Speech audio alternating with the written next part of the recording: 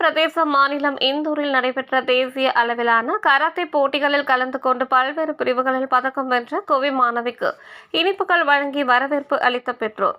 கோவை மாவட்டம் வேடப்பட்டி அடுத்த குறும்பபாளையம் பகுதியைச் சேர்ந்தவர் செல்வராஜ் மற்றும் சித்ரா. இவர்களின் மகள் நிவர்ஷா. இவர் தனியார் பள்ளியில் 10ஆம் வகுப்பு படித்து வரும் இவர் தற்காப்புக்காக கராத்தே மற்றும் சிலம்பம் பயிற்சி பெற்று வருகின்றார். இந்த நிலையில் மத்திய பிரதேச மாநிலம் இந்தூரில் கடந்த 3ஆம் தேதி முதல் 5ஆம் தேதி வரை 6வது குவான் கீக்டோ தேசிய அளவிலான கராத்தே போட்டிகள் நடைபெற்றது. இந்த போட்டிகளில் கலந்து கொள்ள கராத்தே பயிற்சியாளர்கள் டாக்டர் திருநாவுக்கரசு, பிராங்க்லின் பென்னி மற்றும் சதீஷ் ஆகியோர் தலைமையில் கலந்து கொண்டார். இங்கு தமிழகம் மட்டுமின்றி மகாராஷ்டிரா, கேரளா, ஆந்திரா, கர்நாடகா, ஹரியானா, சண்டிகர் உள்ளிட்ட மாநிலங்களில் இருந்தும் நூற்றுக்கணக்கான போட்டியாளர்கள் பங்கேற்றனர். ஃபைட்டிங், குவான், வெப்பன் உள்ளிட்ட பிரிவுகளில் நடைபெற்ற போட்டிகளில் கலந்து கொண்ட நிவர்ஷா பிரான்சஸ் மெடலை பெற்றார். இந்த நிலையில் நேற்று வீடு திரும்பிய நிவர்ஷாவை வரவேற்ற அவரது பெற்றோர்கள் இனிப்புகள் வழங்கியும் ஆற தழுவியும் தங்களது மகிழ்ச்சியை வெளிப்படுத்தினர். தொடர்ந்து செய்தியாளர்களிடம் பேசிய அவர் கூறியதாவது: கடந்த 3 ஆண்டுகளாக கராத்தே பயிற்சியாளர் டாக்டர் திருநாவுக்கரசுவிடம் கராத்தே கற்று வருகின்றேன். இதற்காக பல்வேறு பயிற்சிகளை பெற்று இதுவரையிலும் 100க்கும் மேற்பட்ட கோப்பைகளை, மெடல்கள், சான்றிதழ்களை பெற்று தாய் தந்தையருக்கும் பயிற்சி ஆசிரியர்களுக்கும் பெருமை சேர்த்து உள்ளேன். இந்த நிலையில் மத்திய பிரதேசம் இந்தூரில் நடைபெற்ற தேசிய அளவிலான கராத்தே போட்டிகளில் கலந்து கொண்டு பிரான்ஸ் மெடல்களை பெற்றுள்ளேன். அடுத்த முறை இன்னும் கூடுதல் பயிற்சிகள் பெற்று தங்க பதக்கத்தை பெற வேண்டும் என்று தெரிவித்தார். தொடர்ந்து பேசிய கராத்தே பயிற்சியாளர் டாக்டர் திருநாவுக்கரசு கூறியதாவது: மாணவ மாணவியர்கள் 10ஆம் வகுப்பு வந்ததும் வீட்டில் உள்ள பெற்றோர்கள் மாணவர்களை பொதுத் தேர்வுக்கு தயாராக வேண்டும் என்று கராத்தே, யோகா போன்ற பயிற்சிகளுக்கு தடை விதித்து விடுகின்றனர். இது முழுமைக்கும் தவறான செயல். மாணவ மாணவியர்களின் மனம் மற்றும் ஒருநிலைப்படுத்தும் திறன்களை தூண்டுவது இவ்வாறான பயிற்சிகள் தான். மேலும் பெண் குழந்தைகளுக்கு பாதுகாப்பும் கூட. இவற்றை புரிந்து கொள்ள பெற்றோர்கள் முன்வர வேண்டும் என்று தெரிவித்தார்.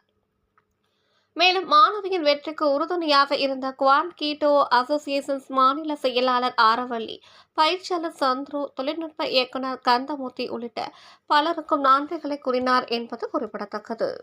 வணக்கம், என் பேர் திருநாவுக்கரசு.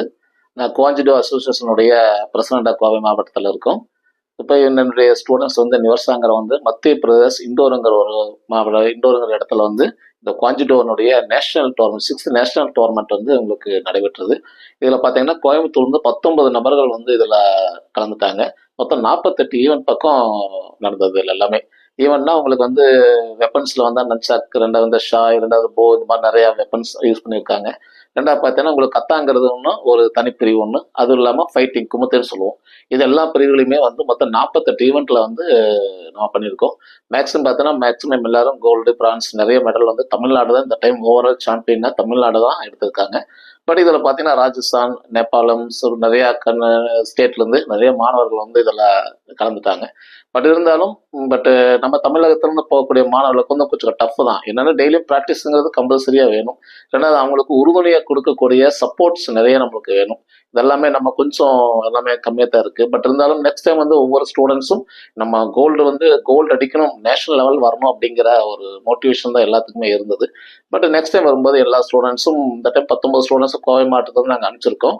பட் நெக்ஸ்ட் டைம் வரும்போது இன்னும் நிறைய ஸ்டூடெண்ட்ஸ் நாங்கள் பிளான் பண்ணியிருக்கோம். ஏன்னா எங்களுக்கு சப்போர்ட் செக்ரட்டரி பார்த்தீங்கன்னா சதீஷ் இருக்காரு, டெக்னிக்கல் டைரக்டர்னா பிராங்க்லின் இருக்காரு.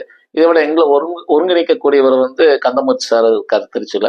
பட் இவங்கெல்லாம் சேர்ந்து தான் ஒரு குழந்தைய உருவாக்கி நாங்கள் கொண்டு போகிறோம். எவ்வளவோ பிரச்சனைகள் இருந்தாலும் சேஃபாக குழந்தைகளை கூட்டிகிட்டு பிரைஸ் மெடலோட நாங்கள் இன்னைக்கு சேர்ந்துருக்கோம். எங்களுக்கு இதில் என்னன்னா ஒரே ஒரு உறுதுணை பேரண்ட்ஸ் ரொம்ப ரொம்ப சப்போர்ட்டாக இருந்து இந்த குழந்தைகளை எங்களுக்கு அமுச்சு வைக்கிறதுனால தான் இந்த மெடல் எடுத்துட்டு நல்லா வர்றோம். எங்களை பொறுத்த வரைக்கும் என்னன்னா ஒரு தற்காப்பு கலைங்கிறது இந்த இருக்கக்கூடிய காலகட்டங்கள் பெண்களுக்கு ரொம்ப ரொம்ப முக்கியமான ஒரு விஷயம்.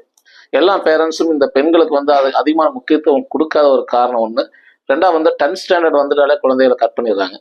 ஆனால் ஒரு ஸ்போர்ட்ஸ் கோட்டா அப்படிங்கிறது 10th மேலே 10th, 11th, 12th இதுக்கு மேலே வரக்கூடிய எல்லா குழந்தைகளுக்கும் ஸ்போர்ட்ஸ் கோட்டாவில் தான் எங்களுக்கு இன்னைக்கு எல்லாமே நிறைய வாய்ப்புகள் இருக்குது. ஆனால் தமிழகத்தில் ஸ்போர்ட்ஸ் கோட்டா ஏன் போகிறது இல்லைன்னா 10th குழந்தைகளை ஸ்டாப் பண்ணிடுறாங்க. இந்த மாதிரி மார்ஷல் ஆர்ட்ல எந்த குழந்தைகளும் அவங்க அனுப்புறதில்லை. இது எங்களுக்கு ஒரு மைனஸான ஒரு விஷயம். நாங்கள் வேண்டிக்கிறது என்ன அப்படின்னா எல்லா குழந்தைகளுமே இன்னைக்கு சேஃப்டி முக்கியம், தற்காப்பு முக்கியம். அதனால எல்லா பேரண்ட்ஸும் இந்த குழந்தைகளை பெண் குழந்தைகளை நல்லா இந்த தற்காப்பு கிளால் அனுப்பி நல்லா அவங்களுக்கு ட்ரெயின் அப் பண்ணணும், நிறைய அச்சீவ்மெண்ட் பண்ணணுங்கிறது எங்களுடைய வேண்டுகோளாக இருக்குது சார். தேங்க்யூ.